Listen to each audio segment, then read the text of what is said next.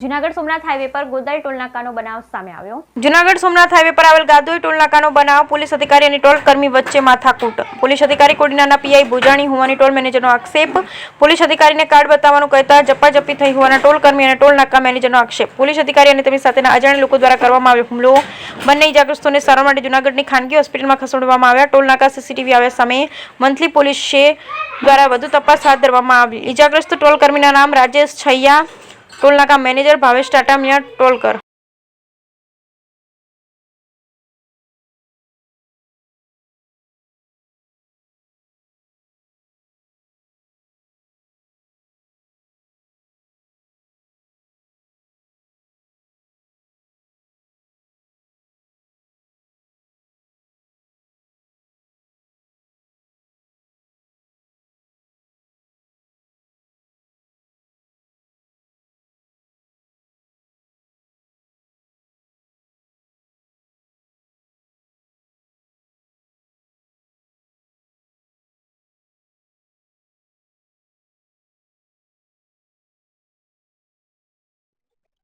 સાહેબ, હું monthly Gadoi toll નાકા તરીકે અહીંયા મેનેજર તરીકે ફરજ બજાવું છું।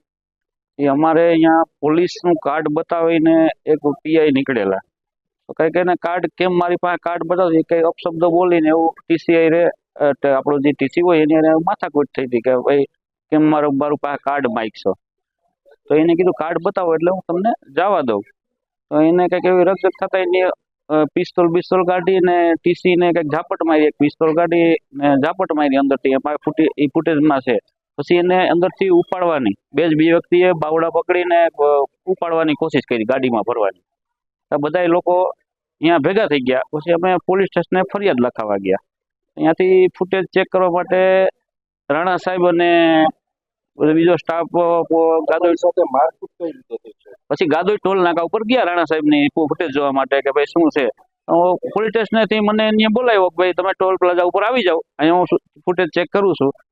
તો અહીંયા હું જતા એ લોકોએ વચમાં અમને ને મારા કર્મચારીને આતરી અને 20 થી 22 જણા હતા એ લોકો। આપણે પીઆઈ ભોજાણી સાહેબ, એ ક્યાંના પીઆઈ છે? એમ વાતમાં જાણવા મળે કે કોડીનારના પીઆઈ છે। અચ્છા, પછી કઈ રીતે કેટલા લોકોને માર્યા? 2 વ્યક્તિને, એકને ગાડીની ઠોકર મારી અને 3 વ્યક્તિઓ, એક પીઆઈ ને 3 બીજી વ્યક્તિઓ પિસ્તોલ લઈને ઉતરેલી, બીજી લોખંડના પાઇપો ને લઈને અમારે બગીચામાં નીચે ઉતરી ગયા હતા, અહીંયા પાછળ આવીને હુમલો કર્યો।